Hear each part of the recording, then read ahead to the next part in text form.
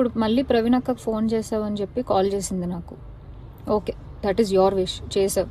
నేను ఇప్పుడు నీకు మళ్ళీ చెప్తున్నాను, మే వరకు టైం ఇస్తే నీకు 1.5 తిరిగి వెనక్కి ఇచ్చేస్తాను త్రూ అకౌంట్. అర్థమైందా? త్రూ అకౌంట్ మే వరకు టైం ఇస్తే నేను నీకు మళ్ళీ వెనక్కి ఇచ్చేస్తాను. ఆ మిగిలిన డబ్బులు అంటావా, నేను లైఫ్లో సెటిల్ అయినప్పుడు నా దగ్గర ఉన్నప్పుడు నేను ఇస్తాను. అది కూడా నేను ఇవ్వను అనట్లేదు. లేదు కుదరదు, నాకు ఇదంతా అవ్వదు అంటే పెద్ద మనుషులకి నువ్వే ఫోన్ చేసావు కదా. నా జీవితంలో పెద్ద మనుషులు ప్రవీణ గారు మాత్రమే. సో ఆ ప్రవీణ అక్కకి వేణుస్వామిని పెడతావా లేకపోతే ఇంకెవరినైనా పెట్టుకుంటావా, నేను పిలుస్తాను, నువ్వు పిలుచుకో. ఓకే, నేను ఇంకా నీ ముఖం చూడాలనుకోవట్లేదు, ఈ విషయం గురించి మాట్లాడాలనుకోవట్లేదు. నాకు మే అనే ఒక్క టార్గెటే కనబడుతుంది, ఆ మే వరకు నేను నీకు డబ్బులు ఇవ్వాలి అంతే.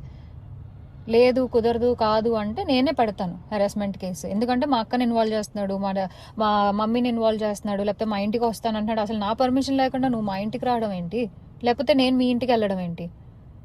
ఇంట్లో ఇన్వాల్వ్ చేసుకోకుండా నువ్వు నేను మాట్లాడాలి, నువ్వు నేను సాల్వ్ చేసుకోవాలి అంటే నా వైపు నుంచి ప్రవీణ్ అక్క వేణుస్వామి మధ్యలో కూర్చుంటారు. మే వరకు నేను ఆ డబ్బులు సెటిల్ చేస్తాను. అది